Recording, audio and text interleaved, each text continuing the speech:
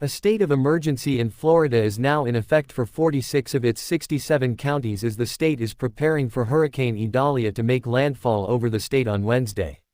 Idalia upgraded to a Category 1 hurricane early Tuesday morning as the storm passed Cuba, according to Fox Weather. It is expected to become a major hurricane with life-threatening storm surge when it makes landfall on Florida's western coast Wednesday morning. As of Tuesday morning, Hurricane Idalia was located about 85 miles north of the western tip of Cuba and about 370 miles to the south-southwest of Tampa, Fox Weather reported.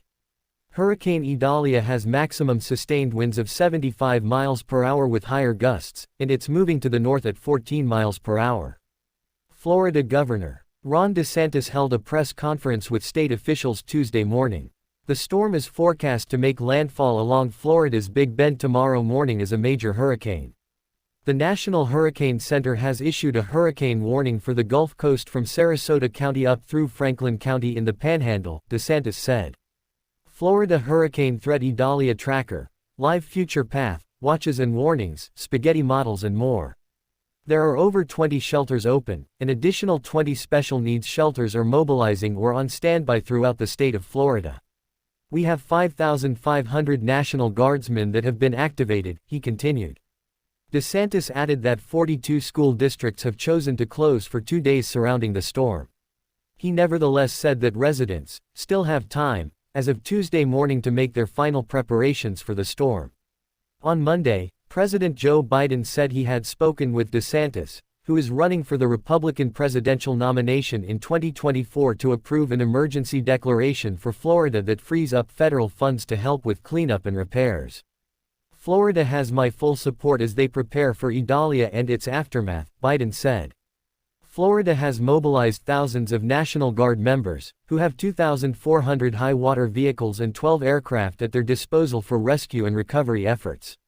Florida residents, meanwhile, were loading up on sandbags, putting away patio furniture, and evacuating from homes in low-lying areas along the Gulf Coast in anticipation of the potentially life-threatening storm surge. Others were hauling out generators in case of power outages. DeSantis told Floridians in affected areas to expect their power to go out during the storm. DeSantis warns Florida residents tropical storm Idalia likely to be hurricane, remain vigilant. Idalia is expected to start affecting Florida with hurricane force winds as soon as late Tuesday ahead of its arrival on Wednesday. It is the first storm to hit Florida this hurricane season and a potentially big blow to the state, which is also dealing with lingering damage from Hurricane Ian. Large parts of the western coast of Florida are at risk of storm surges and floods anytime a storm of this magnitude approaches. Pasco and Levy counties, located north of Tampa, both ordered mandatory evacuations for some residents deemed to be at risk. In Levy County, officials said residents of Cedar Key must be off the island by Tuesday evening because storm surges would make bridges impassable. Once the storm surge comes in, help may not be available to reach you, the county said in a public advisory. West Virginia floodwaters trigger state of emergency in some areas. The National Hurricane Center in Miami issued a hurricane warning Monday from Longboat Key in the Sarasota area to the Holocene River, up past Tampa Bay. Many school districts along the Gulf Coast said they would be closed Tuesday and Wednesday. Eckerd College in St. Petersburg told students they needed to leave campus by Monday night. Tampa International Airport and St. Pete Clearwater International Airport said they would close on Tuesday. By Monday afternoon, the National Weather Service said Idalia was nearing hurricane strength as it approached western Cuba on Tuesday. It was expected to turn northeast at a faster pace, reaching Florida's western coast as a dangerous major hurricane on Wednesday.